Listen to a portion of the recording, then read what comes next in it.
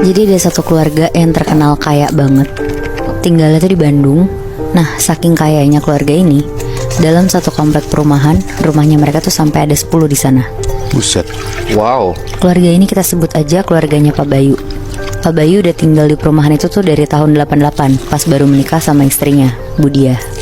Dari isi perumahan itu cuma ada 3 rumah, sampai sekarang tuh udah ada 30 lebih rumah di sana. Dan 10 rumahnya punya Pak Bayu. Iya bener Muy. Buset. Jadi ini gue mau ceritain gimana awal Pak Bayu tuh bisa sekaya yang sekarang. Oh, berarti ini mereka belum punya 10 rumah yang lu bilang tadi? Belum Bi, ini awal mula Pak Bayu bisa punya sampai 10 rumah di perumahan itu. Oke.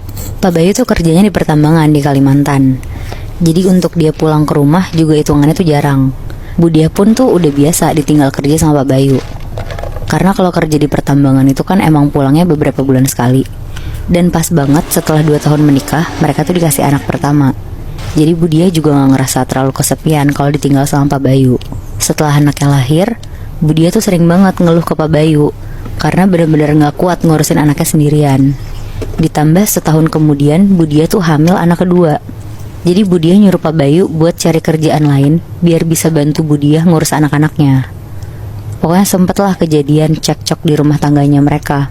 Pak Bayu ngerasa susah cari kerjaan di Bandung, tapi Budia tuh maksa untuk Pak Bayu tuh tetap di Bandung. Sampai Budia tuh ngancem Pak Bayu buat mau cerai aja kalau misalkan Pak Bayu tuh gak mau pindah ke Bandung. Akhirnya Pak Bayu mikirlah segala cara untuk bisa tetap berpenghasilan besar, tapi tetap di Bandung sama keluarganya. Nah kebetulan Pak Bayu tuh punya teman di Bandung, teman SMA-nya yang emang kaya banget.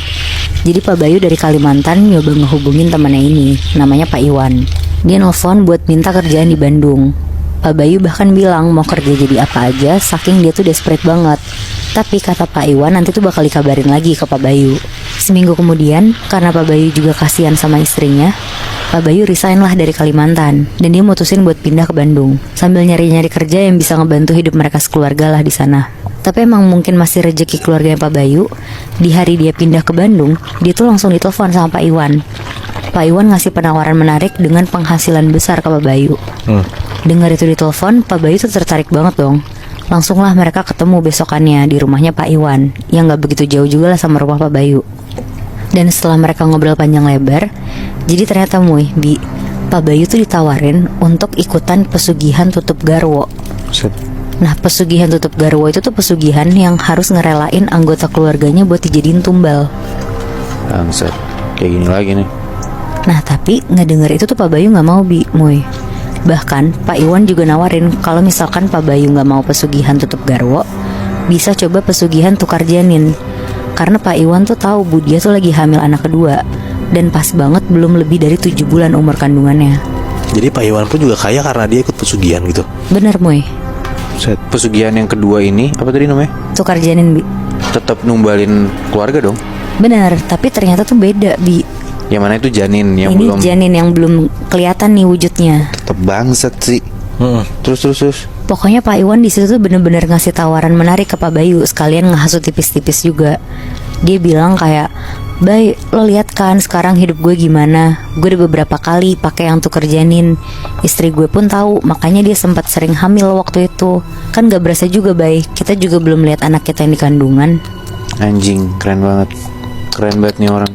Nah, karena menurut Pak Bayu tuh gak benar, jadi Pak Bayu bilang lah ke Pak Iwan, "Wah nanti gue kontak lo lagi deh, gue harus mikir-mikir dulu, karena ini tuh menyangkut keluarga gue juga kan." Akhirnya sebulan berlalu, Pak Bayu tuh masih juga nih belum dapat kerja. Dan akhirnya karena dia udah nyerah, umur kandungan Budia tuh makin hari juga makin gede kan. Di usia kandungannya yang udah 6 bulan, Pak Bayu akhirnya nelfon Pak Iwan. Dia setujulah buat ngelakuin pesugihan tukar janin. Tapi Bi, sebelum dia nelfon Pak Iwan, Pak Bayu udah bilang ke Budia. Dan dengan perdebatan panjang juga, Budia tuh juga setuju akhirnya. Wah sakit banget nih Asli. keluarga. Karena tabungan mereka tuh ternyata juga udah 0, jadi kayak kepepet banget nih. Pak Iwan langsung ngebantuin lah si Pak Bayu di situ, dibawa ke tempat biasanya Pak Iwan ngelakuin ritual itu. Pokoknya tempatnya tuh jauh di pelosok-pelosok Bandung. Gue juga nggak dikasih tahu sih di mana sama yang ngasih tahu cerita ini. Nah singkat cerita, gak lama Budia tuh ngerasa perutnya tuh kayak kontraksi. Dan pas dicek ke dokter, bayinya udah gak ada. Hilang gitu aja loh Bi. Hilang. Hilang. Wow.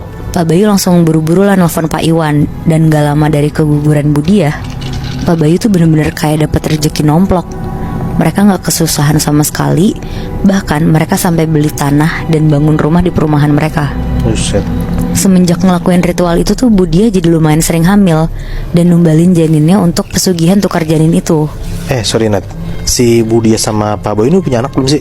Udah satu Moy. Satu doang kan? Satu. Nah ini tuh semenjak anak kedua baru dia mulai tuh ritualnya. Oh. Setelah 25 tahun berlalu, lo berdua ingat kan tadi gue bilang kalau misalkan Pak Bayu sama Budiah tuh punya satu anak, yang Iya. anak pertama itu. Oh. Nah namanya tuh Irma. Dan dia tuh sekarang umurnya udah 26 atau sampai 27 tahunan lah. Iya. Nah di situ tuh Budiah yang udah semakin tua udah nggak bisa hamil lagi. Jadi mau nggak mau pesugihan mereka tuh berhenti. Tapi karena mereka berdua juga nggak mau jatuh miskin, akhirnya Pak Bayu sama Budiah tuh muter otak. Cuma kalau jadiin Irma jadi kayak Budiah dulu, mereka kasihan kalau Irma tuh harus hamil dan keguguran terus. Jadi mereka kepikiran saran dari Pak Iwan 25 tahun lalu untuk ikut pesugihan tutup garwo. Tapi dengan cara Irma tuh harus menikah dulu dan numbalin suaminya nanti. Oh, Budiah sama Pak Bayu tuh ngejelasin lah dari awal gimana cara mereka jadi kayak sekarang ekonominya, dan gak menutup kemungkinan bisa jatuh miskin kalau si Irma ini gak ngelanjutin apa yang mereka lakuin kemarin. Berarti kayak ini ritual udah nyangkut gitu ya Nat? Udah nyangkut Moy, karena mereka tuh juga gak mau susah. Jadi udah kebiasa hidup enak selama 25 tahun. Nah ngedenger itu si Irma tuh gak mau. Jadi Irma juga bener-bener nurut lah sama orang tuanya buat ngikutin pesugihan sesuai dengan saran mereka. yang mana sih pesugihan tutup garwo itu? Benar Bi. Jadi Irma mau untuk dia nikah sama siapapun itu buat nantinya jadi tumbal. Betul. Oke. Ini emang agak jahat sih ya Moy Bi. Cuma beneran dilakuin lah akhirnya sama Irma. Karena Irma ini juga cantik dan terawat dari kecil, jadi dia semakin mudah lah narik lawan jenis buat suka sama dia. Akhirnya Irma nikah nih sama laki-laki yang kita sebut aja namanya Ahmad. Ahmad tuh tergila-gila banget sama Irma. Padahal mereka tuh cuma pacaran 2 bulan sampai akhirnya menikah sama Irma. Dan karena niat awalnya udah kayak gitu, Irma tuh tahu untuk gak cinta-cinta amat sama Ahmad. Mereka juga bikin pesta nikahannya sesederhana mungkin, cuma di rumah Pak Bayu, dan tamu undangan cuma keluarga doang. 3 bulan mereka menikah, Pak Bayu datanglah ke tempat awal dia ngelakuin pesugihan berdua sama Irma. Mereka yakin buat ngelakuin pesugihan tutup garwo dengan numbalin suami baru Irma, si Ahmad. Karena yang diminta cuma nyawanya Ahmad, jadi Pak Bayu sama Irma tuh nyusun strategi untuk gimana cara nyelakain Ahmad tanpa ketahuan orang-orang. Akhirnya Pak Bayu tuh nyuruh orang bayaran buat ngebunuh Ahmad dengan cara ngerusakin rem mobilnya Ahmad. Jadi remnya dibikin blong. Terus pas Ahmad berangkat kerja, singkat cerita, Ahmad tuh kecelakaan tunggal di tol karena remnya blong. Akhirnya Ahmad meninggal di tempat. Nah gak lama keluarganya Pak Bayu tuh makin kaya lagi. Tapi ternyata mereka tuh gak puas Moibi sama apa yang mereka punya sekarang. Mereka akhirnya nambah lagi, pakai pesugihan kandang bubrah namanya. Nah pesugihan kandang bubrah ini tuh pesugihan yang dilakuin tanpa tumbal. Tapi jadinya setiap tahun tuh rumah Pak Bayu pasti selalu ada renovasi di salah satu rumah mereka yang ada di perumahan itu. Karena total rumah mereka kan ada 10 tuh. Pokoknya gak berhentilah pembangunannya, selalu ada setiap tahun. Karena katanya untuk maintain itu semua dan cara dapetin uang yang banyak tuh harus ngebangun bangunan terus. Dan ini juga jadi dilakuin sama keluarga Pak Bayu. Jadi bayangin deh Moebi, udah mereka pakai pesugihan janin, pesugihan tutup garwo, ditambah pesugihan kandang bubrah. Pasti mereka sekarang kaya banget gak sih? Wah gila ya. Maksudnya gue kebayang kenapa orang-orang yang ngemis di jalan dan mereka punya duit puluhan juta, emang pada dasarnya banyak banget orang-orang yang malas gitu loh. Dia udah tahu kerjaan yang enak kayak gimana, gampang dilakuinnya, dan ketimbang takut jatuh miskin, mereka mending ngelakuin itu. Iya bener.